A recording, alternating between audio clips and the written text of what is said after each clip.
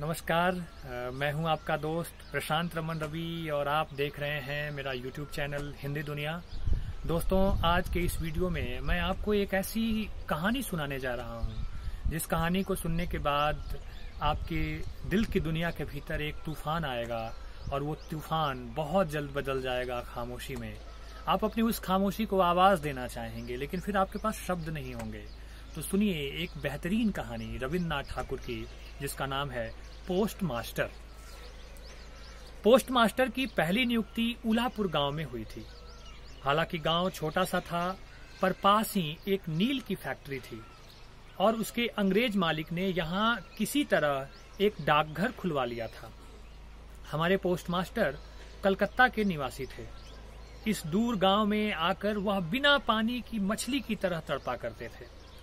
उनका कार्यालय तथा रहने का कमरा एक अंधेरे फूस के ओसारे में बने हुए थे। समीप ही एक काई और फिसलन भरा तालाब था जो चारों ओर घने जंगल से घिरा हुआ था। नील फैक्ट्री में जो लोग काम करते थे उनके पास समय नहीं बचता था। वैसे भी वे लोग कुलीन व्यक्ति की संगति में बैठने के लायक नहीं थे। कलकत्ता से आया हुआ एक युवक मेल जोल बढ़ाने की कला में निपुण भी नहीं था। अजनबियों के बीच या तो वह घमंडी मालूम होता या उनमें खप नहीं पाता। जो भी हो, पोस्ट मास्टर का किसी से मिलना जुलना नहीं होता था। न उनके पास कोई विशेष काम धाम था। कभी कभी वह कविता लिखने का प्रयास करते थे। वह जिस प्रकार की भावनाएं व्यक्त करते थे वे कुछ इस तरह से थीं। पत्तों की सरसराहट और आकाश में छाए हुए बादल जीवन को आनंद से भरने के लिए काफी हैं। लेकिन भगवान जानता है कि यदि अलिफ लैला का कोई जिन्न रातों रात उन सब वृक्षों और पत्तों आदि को समाप्त करके वहां एक पक्की सड़क बना देता जहां खड़े ऊंचे पक्के मकानों की कतारों से बादल नजर से छिप जाते, तो बेचारे पोस्टमास्टर को ऐसा लगता मानो उन्हें नई जिंदगी मिल गई है। पोस्टमास्टर का वेतन कम था। वह अपना खाना खुद पकाते थे। गांव की एक अनाथ लड़की रतन घर के छोटे मोटे काम कर दिया करती थी और वह उसे कुछ खाने को दे दिया करते थे। लड़की की उम्र महज 12-13 साल होगी। उसका विवाह होने की कोई आशा दिखाई नहीं देती थी। जब शाम को गांव के गौशालाओं से धुएं की कुंडलियां सी उठने लगती और हरी झाड़ी में छिपे झिंगुर बोलने लगते, जब बाउल फकीर अपने रोजाना के अड्डों पर तीखे स्वरों में गाना शुरू कर देते, जब कोई भी कवि जिसने बांस की सघन झाड़ियों में पत्तों की गति को देखने का प्रयास किया उसकी पीठ पर एक प्रेत की अनुभूति जैसा कंपन हो उठता, तो पोस्ट मास्टर दिया जलाकर पुकारते, रतन। रतन बाहर बैठी उनकी पुकार की प्रतीक्षा कर रही होती, किंतु तुरंत भीतर आने की बजाय वह उत्तर देती, मालिक आपने मुझे बुलाया?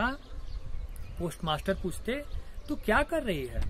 वह जवाब देती, अब तो चूल्हा जलाना है। और पोस्ट मास्टर साहब कहते, चूल्हा थोड़ी देर में जला लियो, पहले मेरा चिल्लम सुलगा दे। आखिरकार रतन भीतर आती। तंबाकू सुलगाने के लिए कोयलों पर जोर जोर से फूंक मारने से उसके गाल फूले हुए होते। इससे पोस्टमास्टर को बातचीत करने का मौका मिल जाता। वह कुछ इस तरह बात शुरू करते, तो रतन, क्या तुझे अपनी माँ की कुछ याद है? यह एक उपयुक्त विषय होता। रतन को माँ की कुछ याद थी और कुछ भूल चुकी थी। माँ की अपेक्षा पिता उसे अधिक प्यार करते थे और उसे पिता की याद अधिक स्पष्ट थी। वह शाम को काम से लौटते और शामों की अपेक्षा 1-2 शामें उसे अधिक साफ तौर पर याद थी, चित्रों की भांति। यादों की पोटली खुलने लगती तो रतन पोस्टमास्टर के कदमों के पास पसर जाती। उसे याद आता कि उसका एक छोटा भाई भी था और किसी दिन जब बादल छा जाते तो वह और उसका भाई पोखर के किनारे एक टहनी को झूठ मूठ की बंसी बनाकर मछली पकड़ने का खेल खेलते। ऐसे छोटे छोटे प्रसंगों से बड़ी बड़ी बातें उसके दिमाग में न टिक पाती। उन्हें इस तरह बातें करते करते प्रायः बहुत देर हो जाती और पोस्टमास्टर को सुस्ती आने लगती तो खाना पकाने को उनका मन नहीं करता। तब रतन जल्दी से चूल्हा जलाती और फुलके पकाती। सुबह की बची दाल सब्जी से वे दोनों रात का भोजन कर लेते थे। किसी किसी शाम को उस बड़े खाली ओसारे के कोने में अपनी मेज के सामने बैठे हुए पोस्टमास्टर को भी अपने घर की, अपनी माँ और बहन की यादें सताने लगती। उन सबकी यादें जिनके लिए इस परदेश में उनका दिल उदास रहता था, जो यादें सदा उन्हें सताया करती थी, लेकिन जिनके बारे में वे फैक्ट्री के लोगों से बात नहीं कर सकते थे। हालांकि इस सीधी सादी बालिका के सामने वह बहुत सहज होकर ये बातें सुना डालते थे। इसका परिणाम यह हुआ कि रतन उनके संबंधियों को इस तरह माँ, भैया और दीदी कहने लगी जैसे वह स्वयं उन्हें सदा से जानती आई हो। वास्तव में उसने अपने नन्हे से हृदय पटल पर उनके हर एक संबंधी का एक पूरा चित्र ही अंकित कर लिया था। एक दोपहरी की बात है। बारिश थमी हुई थी और शीतल मंद हवा चल रही थी।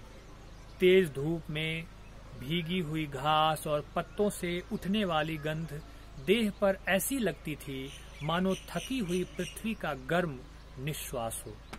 एक जिद्दी चिड़िया पूरी दोपहरी प्रकृति के दरबारे आम में अपनी शिकायत लगातार एक ही स्वर में अलापती रही। पोस्टमास्टर को करने को कुछ नहीं था। ताजे धुले हुए पत्तों की चमक और दूर होते हुए वर्षा मेघों की पातों के दृश्य देखते ही बनते। पोस्टमास्टर इन दृश्यों को निहार रहे थे और मन ही मन सोचते थे, काश मेरा कोई अंतरंग साथी निकट होता, केवल मेरा एक प्रियजन जिसे मैं अपने सीने से लगा सकता। उन्हें लगता कि चिड़िया अपने करुण गीत में ठीक यह बात कह रही है और सरसराते हुए पत्ते भी यही भावना व्यक्त करने का प्रयास कर रहे हैं। पर यह कौन जानेगा, कौन विश्वास करेगा कि गांव के एक अल्प वेतन पोस्टमास्टर के मन में भी दोपहर की छुट्टी के गहरे मौन के मध्य ऐसे विचार आ सकते हैं। पोस्टमास्टर ने निश्वास छोड़ते हुए आवाज दी, रतन। रतन उस समय अमरूद के वृक्ष के नीचे बैठी हुई कच्चे अमरूद खाने में व्यस्त थी। मालिक की आवाज सुनने पर वह सांस रोककर दौड़ती हुई आई और बोली, दादा आप मुझे पुकार रहे थे? पोस्टमास्टर ने कहा, मैं सोचता था कि तुम्हें पढ़ना सिखा दूं। और फिर बाकी दोपहरी वे उसे अ, आ, क, ख, ग सिखाने लगते। इस तरह कुछ ही समय में रतन को संयुक्त अक्षर तक लिखने पढ़ने आ गए। ऐसा लगता था मानो बरसात की झड़ी का कोई अंत नहीं होगा। नहरें, तालाब, पोखर सब पानी से लबालब भरे थे। दिन रात वर्षा की रिमझिम और मेढकों की टर टर सुनाई पड़ती थी। गांव की गलियों से गुजरना संभव नहीं रहा था और हाट बाजार के लिए डोंगी से जाना पड़ता था। उस दिन सुबह से ही घने बादल छाए हुए थे। पोस्टमास्टर की शिष्या बहुत देर से द्वार पर प्रतीक्षा कर रही थी कि कब बुलावा आए, लेकिन रोज की भांति उसे नहीं पुकारा गया तो वह अपनी मुड़े तुड़े कानों वाली किताब लेकर धीरे से कमरे में गई। उसने देखा कि मालिक बिस्तर पर लेटे हुए हैं। उसे लगा कि वे आराम कर रहे हैं और वह दबे पांव लौटने को हुई। तभी आवाज पड़ी, रतन। वह झट मुड़कर बोली, दादा आप सो रहे थे? पोस्टमास्टर ने पीड़ित स्वर में कहा, आज मेरी तबीयत ठीक नहीं है। मेरा माथा छूकर देख, गर्म है ना? परदेश के अकेलेपन और बरसात के उदासी भरे वातावरण में उनकी बीमार देह को कोमलतामय देखभाल की जरूरत थी। वह अपने माथे पर खनकती चूड़ियों वाले कोमल करों का स्पर्श याद करना चाहते थे। किसी स्नेहमयी नारी की उपस्थिति एवं माता तथा बहन के सामीप्य की कल्पना उनके मन पर छाई जा रही थी और उस प्रवासी की यह अभिलाषा निष्फल रही। वह छोटी सी बालिका रतन अब बालिका नहीं रही, बल्कि तुरंत उनके एक माता की भूमिका संभाल ली। उसने गांव के वैद्य को बुलाया। वह उचित समय पर रोगी को दवा देती रही और रात भर उनके सिरहाने बैठ जागती रही। रतन ने उसके लिए खिचड़ी बनाई और बार बार पूछती रही, दादा कुछ आराम है कि नहीं। पोस्टमास्टर को ठीक होकर शैया छोड़ने में कई दिन लग गए। वह बहुत दुर्बल हो गए थे। उन्होंने निश्चय किया कि अब यहाँ नहीं रहूंगा, अब तो बदली करानी ही होगी। उन्होंने तुरंत बदली के लिए कलकत्ता अर्जी भेज दी। उनकी युक्ति थी कि वह स्थान उनके स्वास्थ्य के लिए अनुकूल नहीं है। अब रोगी की सेवा का काम नहीं रहा था और रतन पुनः दरवाजे के बाहर अपनी पुरानी जगह पर बैठने लगी। पर अब पहले की भांति उसे नहीं पुकारा जाता था। कभी कभी वह चोरी से भीतर देखती तो पाती कि पोस्टमास्टर कुर्सी पर बैठे हुए या चारपाई पर लेटे हुए शून्य में ताक रहे हैं। इधर रतन उनके बुलावे की प्रतीक्षा करती रहती और उधर पोस्टमास्टर अपनी अर्जी के उत्तर की प्रतीक्षा कर रहे थे। रतन अपने पुराने पाठों को दोहराती रहती। उसे सबसे अधिक भय लगता कि जब मालिक बुलाएंगे तो वह संयुक्त वर्ण पढ़ने में गलती न कर जाए। आखिरकार 1 सप्ताह बाद शाम को उसे पुकारा गया। धड़कते दिल से रतन भीतर गई और उसने वही वाक्य दोहरा दिया, दादा आपने मुझे बुलाया। पोस्टमास्टर ने कहा, रतन मैं कल चला जाऊंगा। कहाँ जा रहे हो दादा? मैं घर जा रहा हूं। फिर आप कब आएंगे? मैं वापस नहीं आऊंगा। रतन ने फिर कोई प्रश्न नहीं किया। पोस्टमास्टर ने स्वयं ही उसे बताया कि बदली की मेरी अर्जी खारिज कर दी गई है, इसलिए मैंने नौकरी से त्यागपत्र दे दिया है और अब मैं घर जा रहा हूं। काफी देर तक दोनों कुछ नहीं बोले। दिया टिमटिमा रहा था और एक कोने में छप्पर के एक छेद से टपकता हुआ पानी नीचे फर्श पर रखे घड़े में गिर रहा था। थोड़ी देर बाद रतन उठी और खाना बनाने के लिए रसोई में चली गई, लेकिन आज उसके हाथों में रोज जैसी फुर्ती नहीं थी। उसके छोटे से मस्तिष्क में कितनी नई चिंताएं समा गई थी। जब पोस्टमास्टर खाना खा चुके तो सहसा रतन ने पूछा, दादा मुझे अपने घर ले चलोगे? पोस्टमास्टर ने हंसकर कहा, क्या बात करती हो? पर उन्होंने लड़की को यह समझाने की आवश्यकता नहीं समझी कि इसमें विचित्र क्या है। जागते हुए भी और सपनों में भी उनके मन पर पूरी रात पोस्टमास्टर का हंसकर यह कहना छाया रहा कि क्या बात करती हो। सुबह जागने पर पोस्टमास्टर ने देखा कि नहाने के लिए पानी रखा हुआ है। गांव के रिवाज के मुताबिक नदी में नहाने की बजाय उन्होंने कलकत्ता वाली अपनी आदत नहीं छोड़ी थी और वह गगरी में भरकर रखे हुए पानी से ही नहाते थे। न जाने क्यों लड़की उनसे गांव से चलने का समय नहीं पूछ पाई थी और इसलिए वह सूर्य निकलने से बहुत पहले ही नदी से जल भर लाई थी, ताकि चाहे उन्हें कितनी जल्दी पानी की जरूरत हो वह उन्हें तैयार मिले। स्नान के बाद उन्होंने रतन को आवाज दी। वह बिना आहट किए भीतर गई और चुपचाप आदेश के लिए अपने स्वामी के मुंह की ओर देखने लगी। मालिक ने कहा, रतन तुम मेरे जाने से चिंता में न पड़ो। मेरे बाद यहाँ जो आएगा मैं उसे कह दूंगा कि वह तुम्हारी देखभाल करे। निसंदेह ये शब्द दया भाव से कहे गए थे, किंतु एक नारी के हृदय का रहस्य कौन जानता है। रतन ने कितनी ही बार अपने मालिक की डांट खाई थी और कोई शिकायत नहीं की थी, किंतु वह इन शब्दों को सह नहीं सकी। वह फूट फूट कर रोने लगी और बोली, ना ना, मेरे बारे में किसी को कुछ कहने की आवश्यकता नहीं है। मैं यहाँ रहना नहीं चाहती, मेरा कोई नहीं है। पोस्टमास्टर निशब्द रह गया।